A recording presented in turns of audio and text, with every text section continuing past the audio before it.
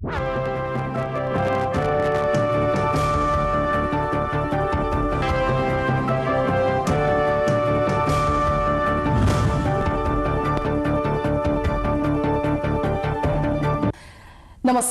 कार्यक्रम बहसमा बालबालिकामा हार्दिक स्वागत छ। हरेक बुधबार साँझ 6:05 मा यो कार्यक्रममा हामी बालबालिकासँग सम्बन्धित रहेर चर्चा परिचर्चा गर्ने गर्दछौं। आज पनि बालबालिकासँग सम्बन्धित रहेर एउटा कुनै विषयका साथमा हामी उपस्थित भइसकेका छौं। संयुक्त राष्ट्र संघले जारी गरेको धेरै महासन्धि, यसका इच्छाधीन आलेखहरूलाई स्वीकार गर्ने राष्ट्रहरू मध्येमा हाम्रो देश नेपाल पनि पर्दछ र बाल अधिकार पनि मानव अधिकार अन्तर्गत पर्दछ। जबसम्म बाल अधिकार प्रत्याभूति गर्न सकिन्न तबसम्म मानव अधिकारले पनि पूर्णता पाउन सक्दैन। परिषदले आवधिक समीक्षा गर्दा बाल अधिकारसँग सम्बन्धित रहेर उठाएका सवालहरूलाई नेपाल सरकारले प्रतिक्रिया पनि दिइसकेको छ। सो प्रतिक्रिया अनुसार काम गर्नुपर्ने पनि धेरै विषयहरू छन्। आज यिनै विषयमा केन्द्रित रहेर हामीसँग कुराकानी गर्नका निम्ति स्टुडियोमा हामीसँग हुनुहुन्छ नेपाल सरकार प्रधानमन्त्री तथा मन्त्री परिषद कार्यालयका सहसचिव रमेश ढकालज्यू। धन्यवाद। यसैगरी सेभ द चिल्ड्रेनका वरिष्ठ बाल संरक्षण तथा बाल अधिकार शासन विशेषज्ञ दिल्ली गुरागाईज्यू। धन्यवाद। यहाँहरू दुवैजनालाई कार्यक्रममा स्वागत छ। नेपालका लागि विश्वव्यापी आवधिक समीक्षा अन्तर्गत बाल अधिकारसँग सम्बन्धित सिफारिसहरू किन नेपालका लागि आवश्यक छ, यही प्रश्न दिनुहोस् सुरुमा। संयुक्त राष्ट्र संघले सबै देशहरू, यसको सदस्य राष्ट्रहरूमा मानव अधिकारको अवस्थालाई सुधार ल्याउनको लागि विभिन्न मेकानिजमहरू चाहिँ प्रयोग गर्दै आइरहेको छ विगतदेखि है। 2006 मा संयुक्त राष्ट्र संघले यो मानव अधिकार परिषद ह्युमन राइट्स काउन्सिलको स्थापना गर्यो। त्योभन्दा अगाडि कमिसन अन ह्युमन राइट्स भन्ने अर्कै एउटा संरचना थियो, त्यसले त्यति राम्रोसँग काम गर्न सकेन भनेर नयाँ संरचनाका हिसाबले यो आयो। ह्युमन राइट्स काउन्सिल आइसकेपछि त्यसको एउटा महत्त्वपूर्ण पक्ष चाहिँ के रह्यो भने यसमा चाहिँ यो युनिभर्सल पेरियोडिक रिभ्यू, जुन तपाईँले अघि विश्वव्यापी आवधिक समीक्षाको कुरा गर्नुभएको छ, त्यो मेकानिजम आयो जसले चाहिँ यसको नामैबाट प्रष्ट छ संसारका सबै यो संयुक्त राष्ट्र सङ्घका सदस्य राष्ट्रहरूको मानव अधिकारको बारेमा चाहिँ संयुक्त राष्ट्रसँग एउटा निकायभित्र छलफल हुने भयो। युनिभर्सल त्यो भनेपछि विश्वव्यापी सबै, कुनै पनि ठुलो राष्ट्र होस् सानो राष्ट्र, गरिब धनी, कुनै पनि हिसाबले नछुट्टिकिन सबै राष्ट्रको मानव अधिकारको बारेमा छलफल हुने र त्यसबाट चाहिँ विभिन्न प्रकारका सुझावहरू सिफारिसहरू त्यो राष्ट्रलाई दिइने एउटा मेकानिजम चाहिँ सुरुवात भयो। अब यो मेकानिजम आफैमा किन महत्त्वपूर्ण छ संयुक्त राष्ट्र सङ्घमा भने योभन्दा अगाडिको कुनै पनि मेकानिजमले यसरी सबै राष्ट्रहरूलाई कभर गरेर सबै राष्ट्रमा चाहिँ समान रूपले लागू हुने गरी त्यस्तो मेकानिजम बनेको थिएन। त्यसकारण पनि हामी किनभने कतिपय अवस्थामा यो इन्टरनेसनल एजेन्डाहरू सेट हुँदाखेरि राष्ट्रहरूको समृद्धिको हिसाब अरू विभिन्न हिसाबले पनि त्यसलाई चाहिँ इन्फ्लुएन्स गर्ने गर्छ। यसमा चाहिँ त्यो हुने सम्भावना रहँदैन है, त्यसकारण पनि यो महत्त्वपूर्ण छ। अब त्यसपछि म अलिकति बाल अधिकारको कुरामा आउँदाखेरि म के भन्न चाहन्छु भने मानव अधिकार भनेपछि समग्र सबै व्यक्तिको अधिकारको यसमा कुरा उठ्छ। त्यसमा पनि अब बालबालिकाको कुराहरू पनि विशेष रूपले उठ्ने गरेको छ विश्वव्यापी आवधिक समीक्षामा। त्यसको एउटा कारण के पनि छ भने बाल अधिकारका कतिपय सवालहरू अलिक सजिला सवाल हुन्। तपाईँले अरू अधिकारहरू हेर्नुभयो भने नागरिक तथा राजनीतिक अधिकार, आर्थिक सामाजिक सांस्कृतिक अधिकारका अलिक कुनै पाटाहरू अलिक जटिल हुन्छन्।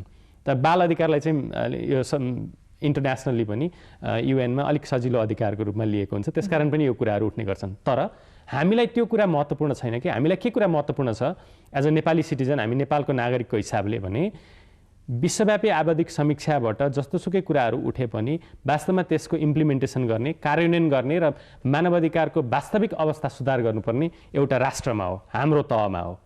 तर यो विश्वव्यापी आवधिक समीक्षाले त्यो गर्नको लागि उपयुक्त प्रकारको बाटो देखाउने काम गर्छ। यसको समग्र उद्देश्य नै विश्वव्यापी आवधिक समीक्षाको कुनै पनि एउटा देशमा ह्युमन राइट्सको सिचुएसन राम्रो होस्, एक्सन ओरिएन्टेड भएर के काम हामीले स्पेसिफिक रूपमा गर्न सक्छौँ भन्ने कुरामा भएका छन् कि छैनन् त्यो पनि यसमा चाहिँ परीक्षण पनि गरिन्छ।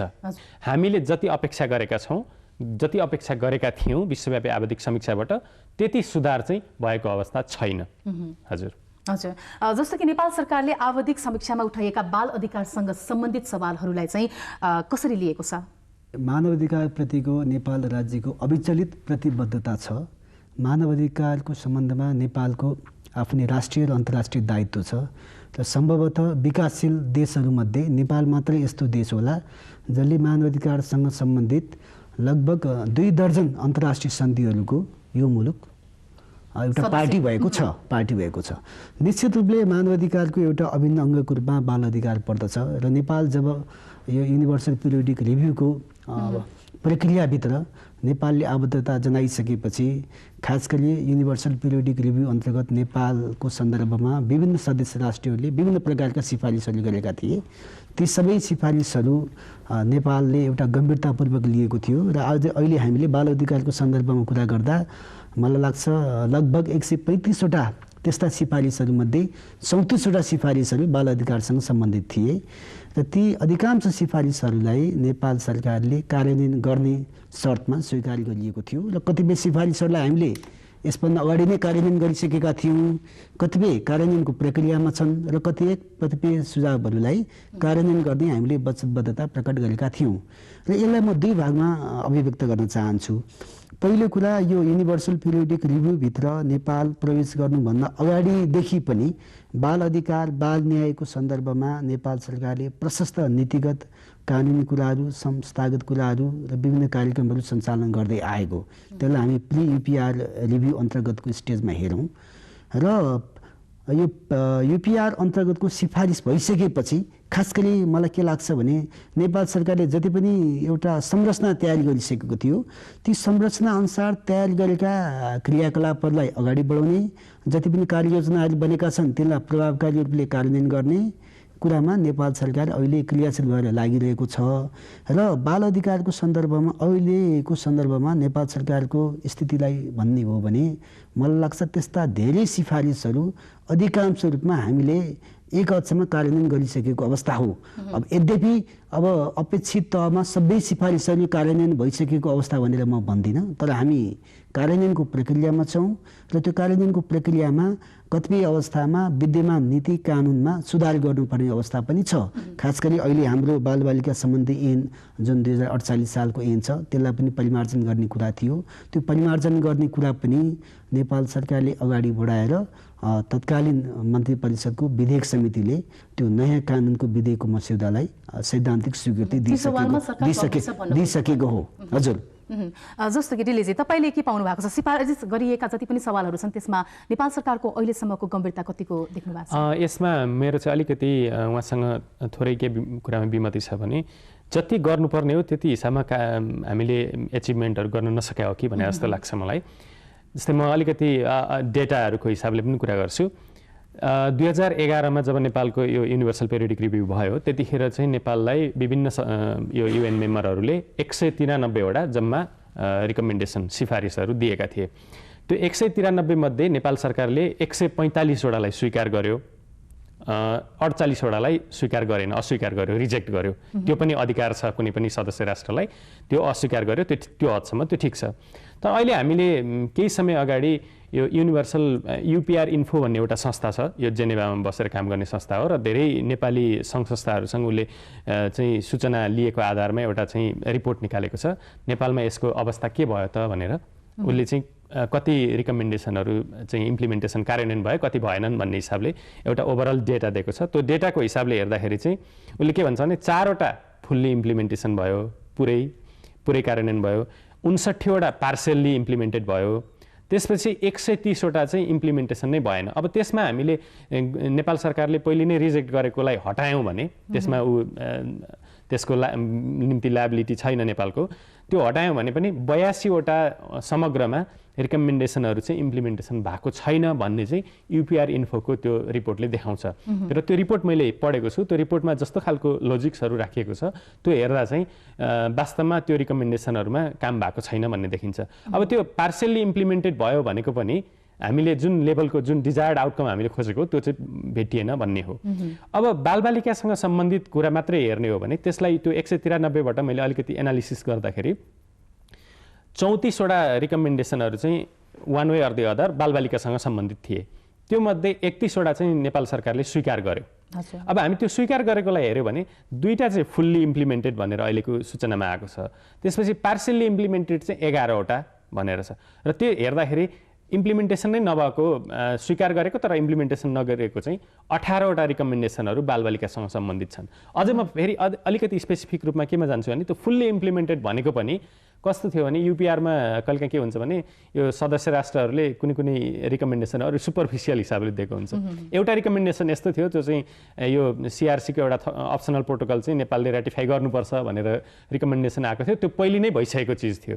त्यो भएपछि त्यसलाई हामीले हटायौँ भने अर्को एउटा मात्रै फुल्ली इम्प्लिमेन्टेड देखिन्छ। त्यो पनि के थियो भने नेपाल सरकारले चाहिँ बालबालिका सम्बन्धी नेसनल प्लान अफ एक्सन ल्याउनुपर्छ भन्ने थियो। त्यो पनि अलरेडी थियो। त्यसकारण यो युपिआर भन्दा पछाडि तिनीहरू फुल्ली इम्प्लिमेन्टेड भएको होइन कि स्वीकार गरेपछि कार्यान्वयन भएको होइन कि अगाडिदेखि नै कार्यान्वयनमा थियो। त्यो चाहिँ त्यो जसले त्यो रिकमेन्डेसन दिए जुन सदस्य राष्ट्रले त्यो उहाँहरूले अलिक कम नलेजको हिसाबले दिएको देखिन्छ त्यसको है।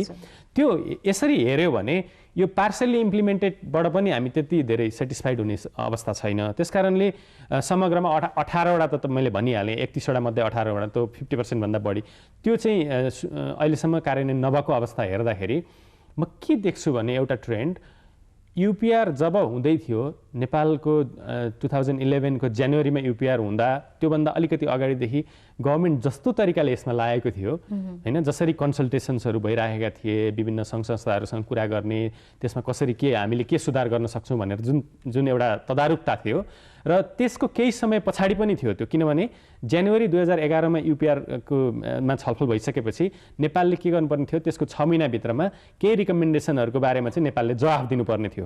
उसले के भनेको थियो, म यो सोचेर जवाफ दिन्छु भन्ने केही रिकमेन्डेसनहरू थिए। त्यो बेलामा पनि निकै काम भयो। यहाँ एक्सन प्लान बनेको छ। अहिले यो office of the prime minister council of मिनिस्टर्सको उसमा हेऱ्यो भने वेबसाइटमा पनि एउटा एक्सन प्लान छ। त्यो एक्सन प्लानमा हामी यो रिकमेन्डेसनहरूमा कसले के गरेर यसलाई इम्प्लिमेन्ट गर्ने भन्ने कुराहरू लेखेको छ।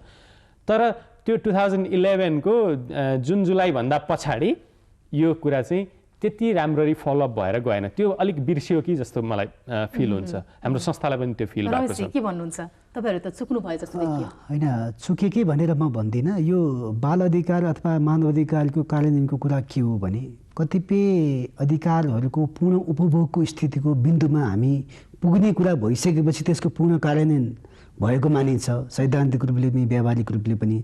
त्यस्ता बाल अधिकारहरूको पूर्ण प्रत्याभूतिको लागि निश्चित रूपमा केही समय लाग्छ। नेपाल जस्तो मुलुक जो एउटा अत्यन्त अविकसित मुलुक पनि हो र अहिलेसम्मको हाम्रो मानव अधिकारको स्थितिलाई हेर्दा हाम्रो जति पनि राष्ट्रिय अन्तर्राष्ट्रिय प्रतिबद्धता व्यापक मात्रामा हुँदा पनि हाम्रो मुलुकको कार्यान्वयन क्षमता अपेक्षित रूपमा अलिकति दरिलो नभएका कारणबाट पनि अपेक्षित रूपमा ती सुझाव र सिफारिसहरू कार्यान्वयन नभएको जस्तो स्थिति देखिन्छ। त्यो सैद्धान्तिक रूपले व्यावहारिक रूपले सही सत्य हो। तर त्यसलाई अर्को पाटोबाट पनि के हेर्न म आग्रह गर्न चाहन्छु भने ती जति पनि सुझाव र सिफारिसहरूलाई कार्यान्वयन गर्नको लागि पहिला एउटा संरचना तयार गर्नुपर्ने आवश्यकता पर्दछ। संरचना तयार गरिसकेपछि त्यो संरचनालाई ब्याकअप गर्ने कार्यक्रम र बजेटको आवश्यकता पर्दछ, प्रतिबद्धताको आवश्यकता पर्दछ। त्यो पार्टबाट हेऱ्यौँ भने मलाई लाग्छ धेरै हदसम्म हामीले संरचना चाहिँ तयार गरिसकेका छौँ। त्यो एउटा उपलब्धि हो। त्यो संरचना तयार गरिसकेपछि त्यसको आधारले जति पनि कार्यक्रमहरू अथवा नीति कानुनलाई सुधार गर्नुपर्ने कुरा हो। यी एकदमै निरन्तर प्रक्रियामा अगाडि बढ्ने कुरा पनि हुन्।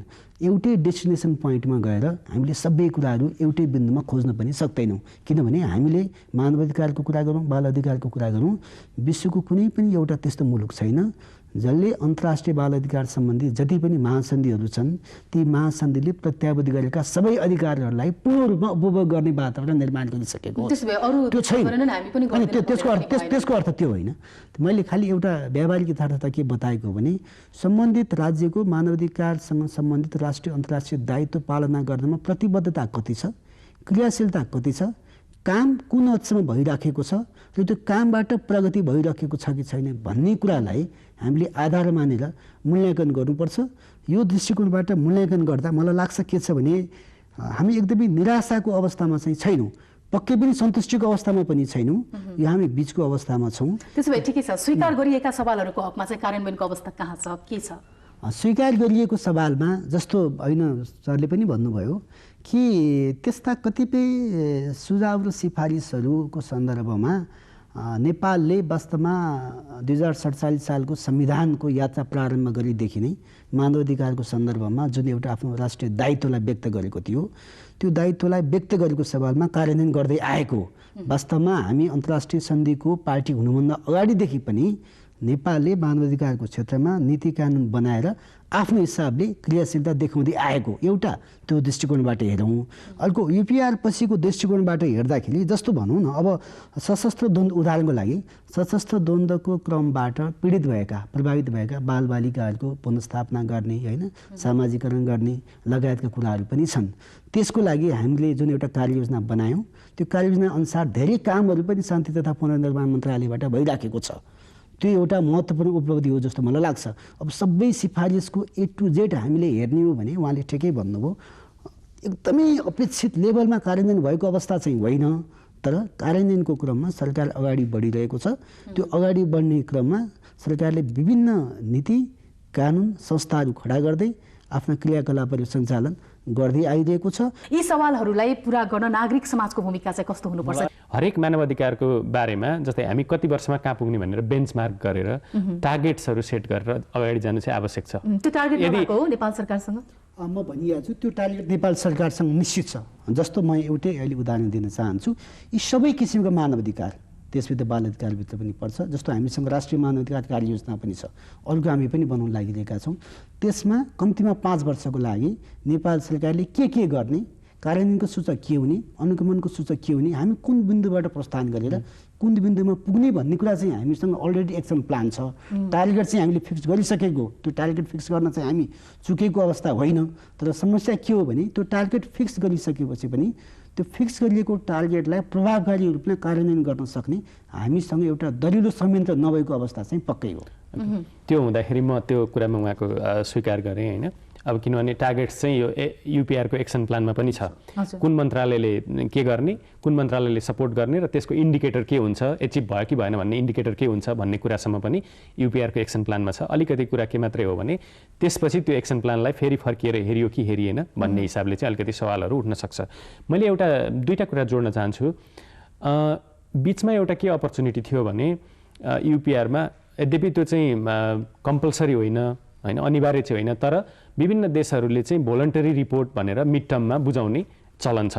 अहिलेसम्म 38 वटा देशहरूले चाहिँ यस्तो भोलन्टरी रिपोर्टहरू बुझाए। त्यसले के अवसर दिन्छ भने हामीले यति रिकमेन्डेसनहरू स्वीकार गरेका छौँ, अब हामी कहाँ पुग्यौँ त, अब हामीसँग बाँकी भएको समयमा हामी के गर्न सक्छौँ भन्ने कुराको एउटा चाहिँ झलक चाहिँ त्यसले दिने रहेछ। त्यो प्रोग्रेस हामी कहाँ पुग्यौँ भन्ने हेर्नको लागि चाहिँ त्यो मिड टर्म गरेर मिड टर्मको एउटा रिपोर्ट चाहिँ नेपालले बुझाएको भएदेखि त्यसले सघाउ पुर्याउँथ्यो भन्ने मेरो एउटा सवाल हो। बुझाएन त नेपाल सरकारले भन्ने पनि कुरा आयो यहाँ।